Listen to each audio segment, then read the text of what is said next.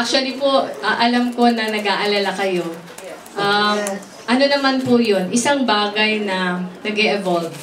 Yung actually po, aaminin ko sa inyo, yung huli kong uwi nung Thursday, talagang naghanap naman kami ng, matagal na po kami nakabook sa bus. Pero dahil sa concerns, naghanap naman talaga kami ng plane tickets. Pero alam nyo po, yung 4 po kasi kaming uuwi, yung isa pong plane ticket ay 9,000 pa uwi.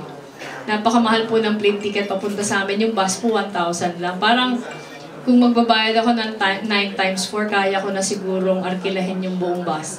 Ano naman po, pumayag na po kaming may kasama kaming security sa bus. Nagte-take ng precautions. Pero sa mga susunod na uwi, mas mapapag-isipan mabuti. Hihingi po ako sa inyo ng paumanhin kasi nung lumabas pong gusto ko po sanang sikretuhin sa inyo. Pero lumabas pa din, ang dami-dami po sa inyong nagte-text sa akin na pinapagalitan ako kung bakit nag-boost pa din. Ano po ito, dadalangan na natin. Hindi po ako makaka-promise na totally hindi na. Pero siguro po mas magiging madalang na i-explore na yung ibang means of transport. Ano po ito, marami po nagsasabi magdala ka na lang ng sasakyan.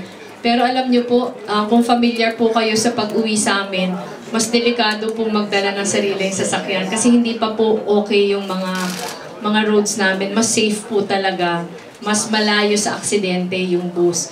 Yung sinasakyan po ma'am namin na bus, pag nag-100 na yung speed, nag-a-alarm na po yung bus. Kaya mas kampante kami na nakasakay doon. Pero naiintindihan ko po yung concern. Nagpapasalamat po ako sa inyo at humihingi din po ng pag-unawa na siguro po mai-internalize ko din na meron. Ngayon po kasi parang hindi pa po masyado nagsisink in kaya matigas pa po talaga yung ulo ko. Pero promise po over time magpapalit din po yun. Basta hindi lang magpapalit yung pagkatao natin.